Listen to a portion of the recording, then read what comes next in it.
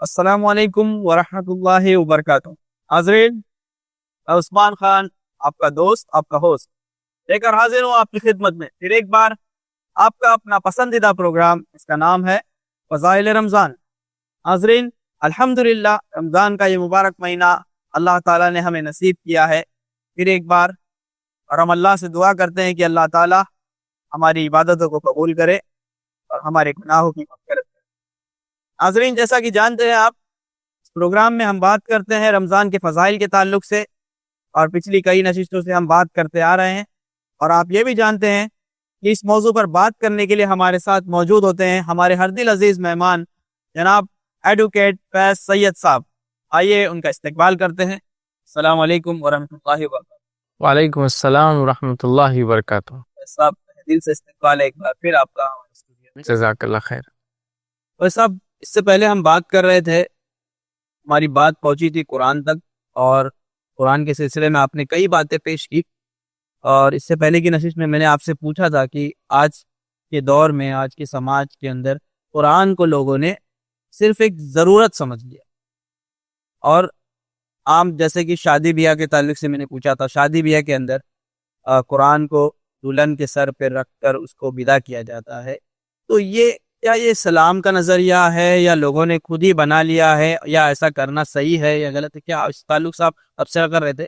تو ہماری بات اسی پہ ختم ہو گئی تھی. آپ انشاءاللہ بسم اللہ الرحمن الرحیم. الحمدللہ رب العالمین والصلاة والسلام علی خاتم النبیین والمرسلین. رب اشرح لی صدری ویسر لی امری واحلل عقدۃ من لسانی یفقہوا قولی. اما بعد، دیکھیے، سب سے پہلی چیز تو ہم جو رمضان اور قرآن کا جو تعلق دیکھ رہے تھے، اسی میں سوال آیا تھا کہ قرآن کے تعلق سے کہ لوگ یہ کرتے ہیں کہ نکاح کے وقت جو ہے قرآن کو سر پہ رکھا جاتا ہے اور پھر وہ نیچے سے دلہن کو لے جایا جاتا ہے. دیکھیے، قرآن کا یہ ایسا استعمال کرنا یہ شرعاً بالکل غلط ہے، اس لیے کہ قرآن یقیناً ہدایت ہے، برکت ہے، رحمت ہے، شفا ہے. لیکن یہ اس طریقے سے قرآن کے ساتھ یہ عمل کرنا کہ اس کو اوپر رکھ کے کسی کو نیچے سے لے جانا، یہ عمل نبی اکرم صلی اللہ علیہ وسلم سے، صحابہ سے، تابعین سے، سلف صالحین سے ثابت نہیں ہے. تو لہٰذا یہ قرآن کا وہ غلط استعمال ہے جو ہم نے رائج کر دیا. جو ہونا چاہیے تھا وہ یہ تھا کہ اس سے ہدایت حاصل کریں، اس کے مطابق اپنے نکاح اور شادیاں کریں. شادی تو اپنے منمانے ڈھنگ سے ہو رہی ہے، لیکن قرآن کا یہ استعمال ضرور کیا جا رہا ہے کہ دلہن کو نیچے سے لے جایا جا رہا ہے. گھر بن رہا ہے تو اس کو پہلی بار پڑھا جا رہا ہے، پھر زندگی بھر کبھی ہاتھ نہیں لگایا جا رہا ہے. مطلب ایک بار پڑھنا ہے پھر کبھی نہیں پڑھنا ہے. دکان کھولی جائے تو ایک بار پڑھا جا رہا ہے، حالانکہ عمل دکان میں اس کے مخالف ہے. قرآن سود کے خلاف بات کرتا ہے. دکان میں سود پہ سب کچھ چل رہا ہے، پھر قرآن سے شروعات ہو رہی ہے. تو ہم نے قرآن کو بس ایک برکت کی ایسی چیز بنا دیا کہ بس ایک بار اس کو استعمال کر لو، پھر ساری زندگی پھر اس چیز سے دور بھی رہے تو چل جاتا ہے. یقیناً اس طرح سے قرآن کے ساتھ کرنا یہ شرعاً بالکل درست نہیں ہے، اور یہ بالکل غلط ہے. قرآن کا غلط استعمال ہے، یاد رکھیے. مطلب یہ تو جیسے یہ ہوگا کہ کوئی شخص اگر کسی ڈاکٹر کے پاس گیا اور ڈاکٹر نے اس کو میڈیسن دی کھانے کے لیے، اور اس نے میڈیسن کو اٹھا کر اپنے گلے میں لگا دیا، مطلب اس کے استعمال چھوڑ کر اس چیز کو وہ کر رہا ہے. قرآن سے ہدایت لینے کے بجائے اس کا استعمال کر رہے ہیں، اس کو غلط طریقے سے. جی، جزاکم اللہ خیر. رمضان کے اندر قرآن ہم کیسے ختم کریں، یا رمضان کے بعد قرآن کی ترتیب کیسے بنائے؟ یہ کچھ بات آپ ہمیں گائیڈ کریں، آڈینس کو گائیڈ کریں، تاکہ لوگ قرآن رمضان میں پڑھ ہی رہے. رمضان میں ہر آدمی قرآن پڑھ رہا، اللہ ماشاء اللہ کوئی ایسا ہوگا جو نہیں پڑھتا ہوگا، کچھ لوگ. لیکن رمضان کے بعد دیکھا جاتا ہے کہ قرآن کو کوئی پڑھتا ہی نہیں ہے. کچھ لوگ ہوتے ہیں جن کو موت کا ڈر ہوتا ہے، یعنی بہت قسم کے وہ لوگ قرآن کو پڑھتے ہیں مسجدوں میں. لیکن عام طور پہ دیکھا گیا کہ جس طرح رمضان میں لوگ قرآن پڑھتے ہیں اس طرح عام دنوں میں نہیں پڑھا جاتا. دیکھیے، قرآن کے تعلق سے ایک چیز تو ہم سمجھ لیں کہ قرآن کا رمضان سے بہت گہرا تعلق ہے، اس لیے کہ شہر رمضان شہر القرآن، رمضان کا مہینہ قرآن کا مہینہ. چونکہ قرآن کا نزول اسی مہینے کے اندر شب قدر میں ہوا، نبی اکرم صلی اللہ علیہ وسلم پر پہلی بار. تو ہم سب سے پہلے تو کیا کریں، رمضان میں قرآن پڑھنے کا معمول بنائیں. ایک تو فرسٹ مطلب یہ کہ رمضان میں قرآن کا معمول بنائیں، اور کم از کم ایک قرآن ختم کریں. یہ نماز کی شکل میں بھی ہو سکتا ہے، لیکن اگر آپ ذاتی طور سے پڑھیں تو یہ زیادہ فائدہ مند ہوگا، تاکہ ہمیں قرآن کی پڑھنے کی بھی عادت ہو اور انسان اس کا عادی بنے. اس لیے کہ سننے میں وہ مشقت نہیں ہے اور وہ اجر بھی نہیں ہے جو ظاہر سی بات ہے ذاتی طور سے کھول کر پڑھنے میں. تو کوشش تو یہ کرے کہ رمضان میں کم از کم ایک بار قرآن کو ہم پورا ناظرہ جس کو کہتے ہیں عربی میں پڑھیں. اس کے بعد جب قرآن کو ہم ایک عادت سے بنا لے کہ 1 مہینہ مسلسل کنٹینیوسلی ہم اس کو پڑھیں گے، تو بعد رمضان کا معمولی ہم کو سیٹ کرنا ہوگا کہ رمضان کے بعد بھی یہ سلسلہ جاری رہے۔ یقیناً ہم جانتے ہیں کہ رمضان کے بعد اتنا زیادہ ہم قرآن نہیں پڑھ پائیں گے جتنا رمضان میں ہم پڑھتے ہیں، لیکن ایک ترتیب ہم ضرور بنائیں گے کہ رمضان کے بعد ہم اس قرآن کو سلسلے وار، مطلب ایک مثال کے طور پر اگر رمضان میں ایک قرآن ہم نے ختم کیا ہے تو غیر رمضان کم از کم یہ معمول بنائیں گے کہ ہر روز پاؤ پارہ ہی سے ہی ہم پڑھیں گے، تاکہ 4 دن میں ایک پارہ ہمارا انشاءاللہ ختم ہوگا۔ قرآن کے اندر ایسے 30 پارے، تو اگر ہم روز ایسا کریں گے تو ایسے 40 مطلب 4 دن میں ایک پارہ اگر ہمارا ختم ہوگا، تو ایسا اگر ہم سلسلے وار چلیں گے تو 120 دن مطلب 4 مہینے کے اندر یہ قرآن ختم ہوگا، اور رمضان کے علاوہ کم از کم سال بھر میں 3 بار ہو جائیں گے۔ تو کچھ نہ کچھ مطلب ہمارا ہوتا کیا ہے کہ ہم رمضان جب آتا ہے بہت زیادہ جوش میں ہوتے ہیں، ہونا بھی چاہیے، لیکن وہ ایسا جوش ہو کہ جس سے پرماننٹ لائف میں چینج آئے۔ تو جوش آ گیا، قرآن روز پڑھ رہے ہیں، کچھ لوگوں کا حال یہ کہ 2 پارے ماشاءاللہ پڑھ رہے ہیں، 3 دن پڑھ رہے ہیں، ٹھیک ہے، اور کچھ لوگوں کا حال یہ کہ جتنا وقت مل رہا ہے پورا دن، چونکہ اللہ نے ان کو مال و دولت سے بری رکھا ہے، مطلب کمانے دمانے کی وہ ذمہ داریاں نہیں، تو پڑھ رہے ہیں، لیکن رمضان ختم ہوتے ہی اتنا قرآن سے دوری اختیار ہو جاتی ہے کہ پھر اگلے رمضان ہی قرآن یاد آتا ہے، ٹھیک ہے، یا پھر کچھ لوگوں کو تو کوئی مر جائے تو قرآن یاد آتا ہے۔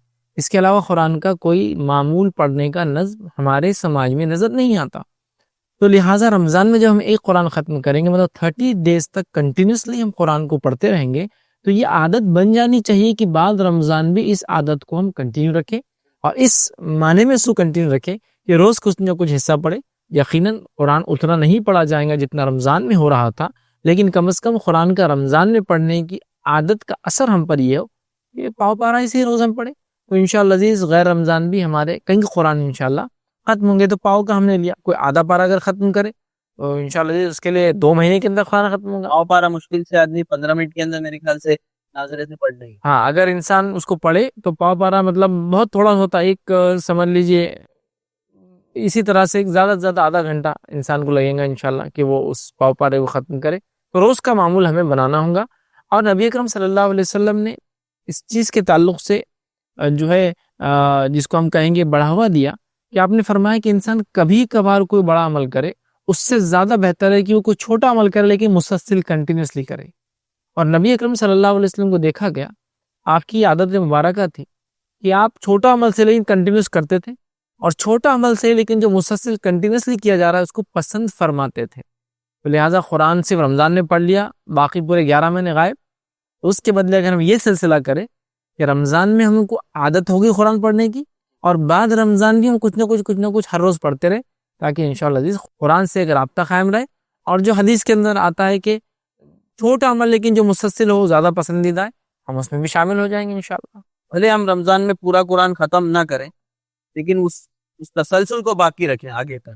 دیکھیں یہ بھی ہو سکتا ہے کہ میں نماز میں جا رہا ہوں، تراویح کی شکل میں قرآن سن رہا ہوں، اور ذاتی طور سے پڑھ پا رہا ہوں، لیکن اتنا نہیں جتنا تراویح میں ہو رہا ہے، تو ہاں بالکل وہ ایسا معمول بنا لے کہ رمضان کے اندر جتنا ہو سکے، مثال کے طور پورا قرآن نہ ہو سکے 15 پارے سے 10 پارے سے، لیکن اس کو پھر سلسلہ جاری رکھے، مطلب غیر رمضان میں بھی چالو رکھے، تاکہ انشاءاللہ عزیز رمضان کے ساتھ ساتھ غیر رمضان میں بھی قرآن کے پڑھنے کا سلسلہ جاری رہے۔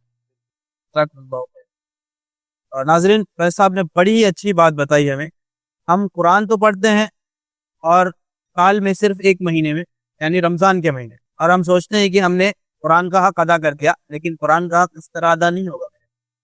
اگر آپ قرآن پڑھتے ہیں تو اس کو تسلسل کے ساتھ پڑھیں۔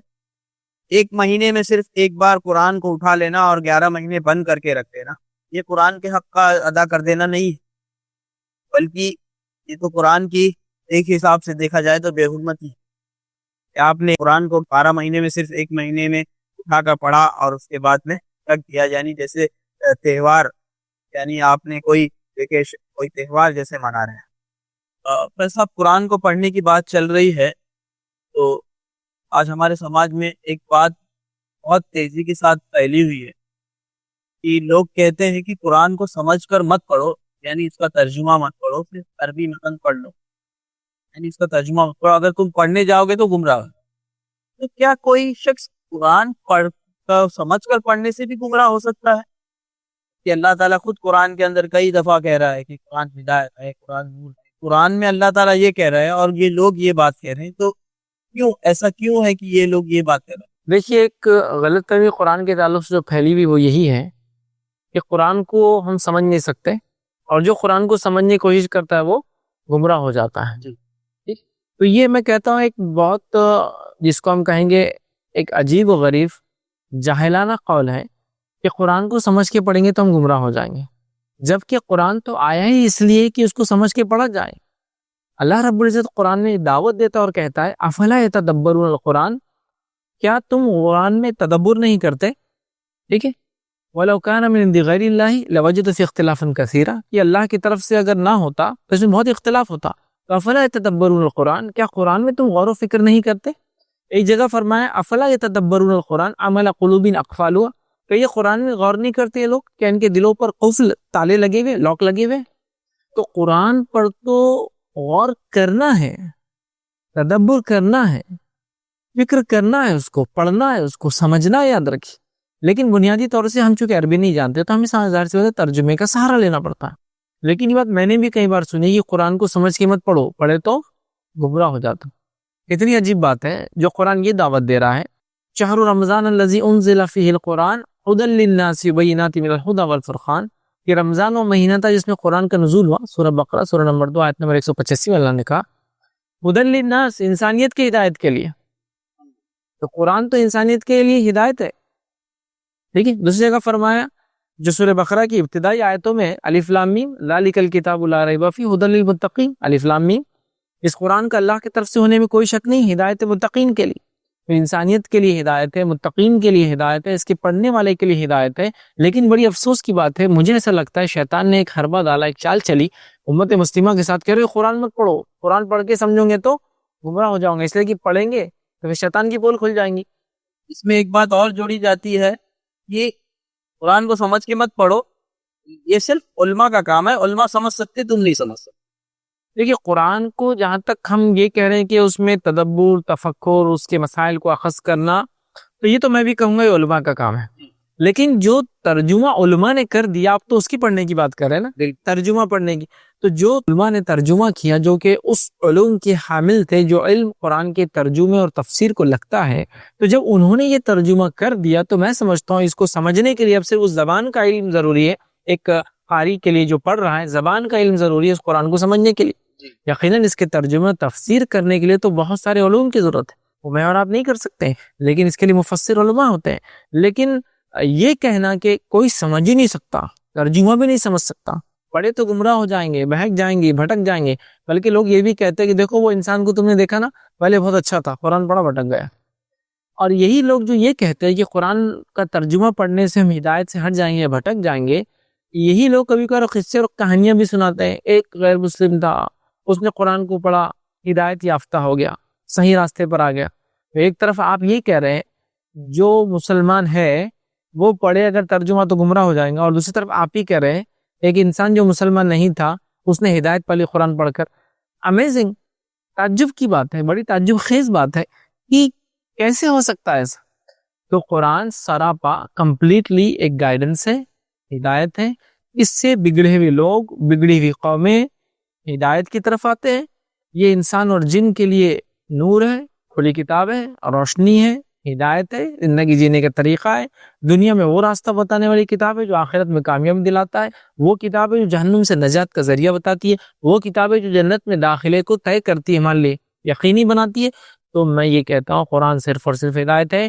جتنی باتیں اس کے علاوہ کی جا رہی ہے کہ اس کو ہم سمجھ نہیں سکتے، اس کے ترجموں کو ہم سمجھ نہیں سکتے، سمجھنے والا گمراہ ہو جائیں گا، یہ درخت شیطانی قول ہے جو انسانوں کو گمراہ کرنے کے لیے، مسلمانوں کو شاید قرآن سے دور رکھنے کے لیے کسی نے ایسی بات بتا دی. میرے خیال سے ان لوگوں نے ہسٹری آف پروفیٹ صلی اللہ علیہ وسلم نہیں پڑھی، کیونکہ اگر یہ پڑھے ہوتے تو اس طرح کی بات نہیں کرتے. اگر ہم دیکھیں گے عرب کے زمانے میں، تو عرب کے زمانے کے لوگ اللہ کے رسول صلی اللہ علیہ وسلم کی نبوت سے لوگ، جب عرب والے سب سے بڑے بدو اور جاہل، تو قرآن آیا اور نبی آئے تو ان کے ذہن، ان کے دماغ ایسے کھل گئے کہ آج ہمارے لیے مثال ہے. اور ہم ان کے پیر کی، صحابہ کرام، اتنے بڑے بڑے صحابہ کرام، اس کے بعد میں تابعین، علماء کرام، ہم تو ان کے پیر کی دھی.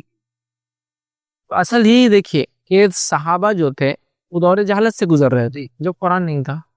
قرآن آیا تو ان کو اس صحابی کا شرف مل گیا جب وہ ایمان لا لی نبی اکرم صلی اللہ علیہ وسلم پر. صحابی کا شرف مل گیا. تو یہ قرآنی تحفہ تھا جس نے اتنی جاہل قوم کو، جن کو عرب دور جہالت، مطلب اس زمانے کو دور جہالت کہتے ہیں، جو نبی اکرم صلی اللہ علیہ وسلم کی بعثت سے پہلے کا دور ہے، جہالت میں پڑے تھے. قرآن آیا تو صحیح راستے پر آ گئے. ابھی کتنی عجیب بات ہے لوگوں کا یہ کہنا ہے کہ قرآن پڑھ کے گمراہ ہو جائیں گے، جبکہ صحابہ کی زندگی جیسا آپ نے کہا جیتا جاگتا نمونہ ہے کہ ان کی زندگیاں جہالت میں تھی، قرآن آیا، ہدایت پر آئے، اور یہ صحابہ ہمارے لیے نمونہ بن گئے، ہے نا، اور نبی کے ساتھی بن گئے، کمپینین بن گئے، اصحاب بن گئے.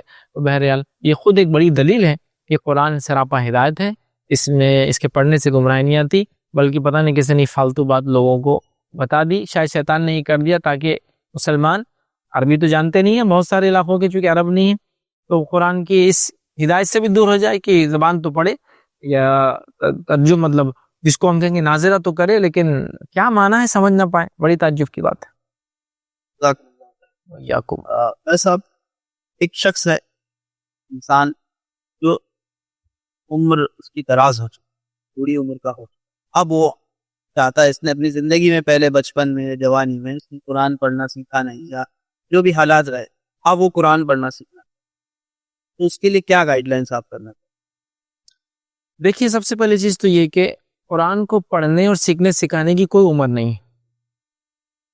بچپن میں سیکھو، جوانی میں سیکھو، نہیں وقت ملا، نہیں سیکھ سکے، نہیں حالات بنے، یا جو بھی بہرحال جہالت رہے گی اس کے طرف متوجہ نہیں ہوئے، یہ اب جو بھی ہو، اب جو بھی زندگی کے مرحلے میں، چاہے میں بوڑھا کیوں نہ ہو چکا ہوں، مجھے اب قرآن کو سیکھنا اور سمجھنا ہے اندر. نہیں، عام طور پہ لوگوں کے ساتھ ایسا ہوتا ہے کہ شرم کی وجہ سے نہیں پڑھ پاتے ہیں، اب یہ عمر میں شرم آتی ہے، یا پھر حافظہ کمزور ہو جاتا ہے. ایک یہ بھی وجہ ہوتی ہے کہ آدمی کا حافظہ کمزور ہو گیا، زیادہ باتیں سمجھ میں نہیں آتی، زیادہ عمر ہونی چاہیے. یہ دو وجہ ہو. دیکھیے، انسان کی عمر سے قرآن کے سیکھنے کا کوئی تعلق نہیں. ہاں، یہ ہو سکتا ہے کہ ذہنی طور سے وہ ایک عمر کے مرحلے میں کمزور پڑ جائے، جس کی وجہ سے وہ قرآن نہ سیکھ پائے، لیکن قرآن کو سیکھنے میں کوئی شرم محسوس نہیں کرنا چاہیے، اور قرآن کو سیکھنے کی کوئی عمر نہیں ہے. جس بھی عمر میں آپ سیکھ لیں، اس لیے کہ قرآن میں اللہ رب العزت نے سورۃ طٰہٰ کے اندر فرمایا، سورۃ طٰہٰ سورہ نمبر 20 آیت میں 124 125 اگر آپ پڑھیں گے، اللہ فرماتا ہے کہ روز قیامت کچھ لوگ ایسے ہوں گے جو اندھے اٹھائے جائیں گے، یا ایک انسان روز قیامت اندھا اٹھایا جائیں گا تو وہ کہیں گے اللہ کو، اے اللہ میں دنیا میں تو دیکھتا تھا، لیکن آج میں کیوں اندھا اٹھایا گیا ہوں؟ تو اللہ تعالیٰ فرمائیں گا کہ تو نے میری کتاب کو، میرے ذکر کو چھوڑ دیا تھا. مطلب قرآن کو چونکہ اس نے نہیں پڑھا، وہ اندھا اٹھایا جائے گا روز قیامت. تو اندازہ لگائیے، آدم علیہ السلام سے لے کر آخری انسان جو پیدا ہونے والا ہے، سب موجود ہوں گے روز قیامت مقام محشر میں، اور وہاں ایک انسان اندھا اٹھے گا. لوگ سمجھ جائیں گے یہ اللہ کے ذکر سے دور تھا، قرآن سے. تو اللہ کے ذکر میں سب سے افضل ذکر قرآن ہے، یہ قرآن سے دور تھا، یاد رکھیے. تو وہ زیادہ رسوائی بہتر ہے کہ ساری دنیا کو پتہ چلے سے قرآن نہیں آتا تھا، یہ زیادہ بہتر ہے کہ ایک انسان دنیا کے اندر چاہے عمر کے کسی مرحلے میں ہو، آپ 80 سال کی کیوں نہ ہو، لیکن اگر سیکھنے کی صلاحیت ہے یا جو بھی صلاحیت ہے، کوشش تو کرے تاکہ اللہ تعالیٰ کے پاس یہ تو درج ہو کم از کم فرشتے تو کوشش کر رہا تھا. تو ہمیں قرآن سیکھنے میں بالکل نہیں شرمانا چاہیے. آپ زندگی کے کسی بھی مرحلے سے گزر رہے ہو، عیش کے کسی بھی جو ہے آپ اس سے گزر رہے ہو، قرآن اگر نہیں آتا فوراً دوڑیے کسی عالم کو، کسی حافظ کو، کسی شخص کو جو قرآن جانتا ہے اس کے پاس پہنچیے، اس سے گزارش کیجیے، سیکھیے. اکیلے میں سیکھ سکتے سیکھیے، لوگوں کے ساتھ مل کے مت شرمائیے. ہو سکتا آپ کو دیکھ کر، آپ کی زیادہ عمر کو دیکھ کر وہ نوجوان جن کو قرآن نہیں آتا وہ شرم کے مارے قرآن سیکھ لے. ہو سکتا ہے آپ کی اس عمر میں اس جستجو کو دیکھ کر آپ کی عمر کے لوگ بھی اور اس میں دوڑ پڑے اور وہ بھی قرآن سیکھے. تو بالکل مت شرمائیے، بالکل کوئی انسان پیچھے نہ ہٹے. اللہ کے کلام کو، سب سے افضل ذکر کو جو کہ قرآن ہے، اس کو سیکھنے میں کوئی تاخیر نہ کرے. اس کی کوئی عمر نہیں ہوتی ہے، اور لگ جائے سیکھنا شروع کر دے. یاد رکھیے، ویسے تو علم کے لیے کوئی عمر نہیں ہے، لیکن قرآن جو علم کی چوٹی ہے اس کے لیے تو ظاہر سی بات ہے انسان کو سیکھنا ہی ہے. اس کا پڑھنا ہم پہ واجب اور فرض ہے. لہٰذا کسی نے اگر نہیں کر سکا تو بہرحال وہ شروع کر دے. عمر کے معاملے میں کوئی شرمائے نہ کہ اتنی عمر ہو چکی، لوگ تو دیکھیے کچھ بھی بولیں گے، لیکن ہمیں اللہ کو جواب دینا ہے، بس اس کی تیاری ہم لوگ کریں. کیا قرآن شفا بھی ہے؟ اگر شفا ہے تو کس طرح اسے شفا حاصل کی جا سکتی؟ دیکھیے، قرآن جس کا نزول رمضان کے مہینے میں ہوا، یہ اس کی بہت بڑی فضیلت ہے اس مہینے کی. تو یہ کتاب شفا بھی یاد رکھی. ویسے قرآن ذکر ہے، قرآن یاد دہانی ہے، قرآن شفا ہے، قرآن نور ہے، قرآن ہدایت ہے، قرآن رحمت ہے، قرآن برکت ہے، کئی اس کے وہ تو شفا بھی ہے۔ اور قرآن میں اللہ رب العزت نے فرمایا وَنُنَزِّلُ مِنَ الْقُرْآنِ مَا هُوَ شِفَاءٌ وَرَحْمَةٌ لِلْمُؤْمِنِينَ، یہ قرآن ہم نے نازل کیا اور یہ مومنوں کے لیے شفا اور رحمت ہے۔ تو قرآن ایک شفا ہے اور ہمیں چاہیے کہ اس سے ہم فائدہ اٹھائیں۔ قرآن جسمانی بیماریوں کے لیے بھی شفا ہے اور قرآن روحانی تمام بیماریوں کے لیے شفا ہے، کفر کے لیے، نفاق کے لیے، جھوٹ کے لیے، تکبر کے لیے، کینہ کے لیے، حسد کے لیے، جو نفسیاتی ڈپریشن کے لیے برائیاں انسان میں ہوتی ہے، سب کا علاج قرآن ہے۔ یاد رکھیے، دل کے اطمینان کی وجہ ہی قرآن، ٹھیک ہے، اور سکون کی وجہ ہی ہے قرآن۔ تو قرآن کے کئی فائدے ہیں۔ تو قرآن جسمانی بیماریوں کا علاج بھی ہے اور قرآن روحانی تمام جو برائیاں اخلاقی انسان میں ہوتی ہے ان کا بھی قرآن علاج ہے۔ یاد رکھیے، یہ اس کا معنی ہے قرآن شفا ہے۔ تو کچھ میں نے سنا ہے کہ جن لوگوں کو جن وغیرہ یا دھاتو وغیرہ کا اثر ہوتا ہے تو اس سے لوگوں کا علاج بھی قرآن سے کیا جاتا ہے، یہ صحیح بات ہے؟ دیکھیے، قرآن یہ شفا ہے، تو شفا جسمانی، شفا روحانی۔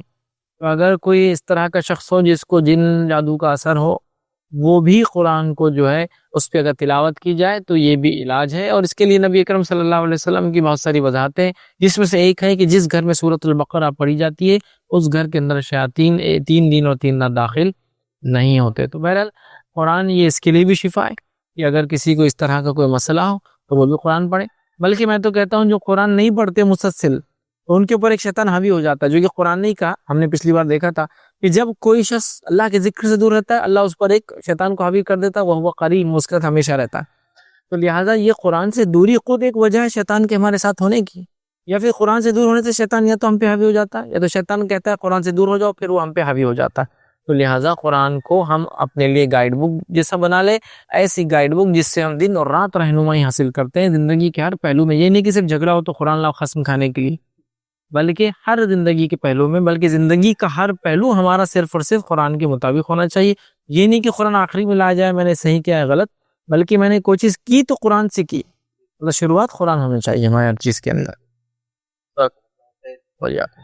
اور ناظرین، دیکھا آپ نے، فیض صاحب نے ہمیں بتایا قرآن کے تعلق سے کئی باتیں، اور جیسا کہ آج ہم قرآن کی بے حرمتی کر رہے ہیں، ہمیں ایسا نہیں کرنا چاہیے، بلکہ قرآن ہدایت ہے، روشنی ہے اور اصل راہ ہے۔ قرآن سے شفا حاصل ہوتی ہے، اس لیے ہمیں قرآن کی بے حرمتی نہیں کرنا چاہیے، بلکہ اسے پڑھ کر سمجھ کر اس سے ہدایت حاصل کی۔ اس کے لیے اللہ تعالیٰ نے قرآن کو ہمارے نبی محمد صلی اللہ علیہ وسلم پر اتارا ہے، تو ہمیں اسے بخوبی عمل میں لانا چاہیے۔ یہ ناظرین، فیض صاحب سے کچھ اور گفتگو کرتے ہیں۔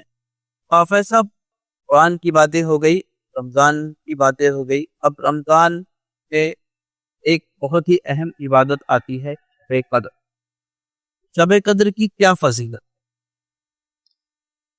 دیکھیے، رمضان کے جو فضائل ہیں ان فضائل میں یہ بہت بڑی فضیلت ہے کہ اللہ رب العزت نے اس ماہ میں ایک ایسی رات ہم مسلمانوں کے لیے رکھی ہے کہ جس رات اگر انسان عبادت کر لے تو یہ عبادت 1000 مہینوں سے زیادہ افضل ہے۔ اور یہ بات قرآن میں خود اللہ رب العزت نے سورہ نمبر 97 سورۃ القدر میں بیان کی ہے، اور فرمایا اِنَّا أَنزَلْنَاهُ فِي لَيْلَةِ الْقَدْرِ، کہ ہم نے اس قرآن کو لیلۃ القدر میں نازل کیا۔ ٹھیک ہے، تو قرآن لیلۃ القدر میں نازل ہوا۔ لیلۃ القدر رمضان میں آتی ہے، کب آتی ہے اس کی تفصیلات انشاءاللہ ہم آگے دیکھیں گے۔ میں سب عادت چاہوں گا آپ کو، فی الحال وقت ہمارا ختم ہو چکا ہے، انشاءاللہ اس بات کو ہم آگے کنٹینیو کریں گے اگلی نشست میں۔ حاضرین، فی الحال وقت ہو چکا ہے آپ سے الوداع کہنے کا۔ انشاءاللہ شب قدر کی کیا فضیلت ہے اس بات کو ہم فیض صاحب سے جانیں گے، لیکن اگلی نشست میں۔ تب تک کے لیے انتظار کیجیے اور ہمیں اجازت دیجیے۔ فی الحال السلام علیکم ورحمۃ اللہ وبرکاتہ۔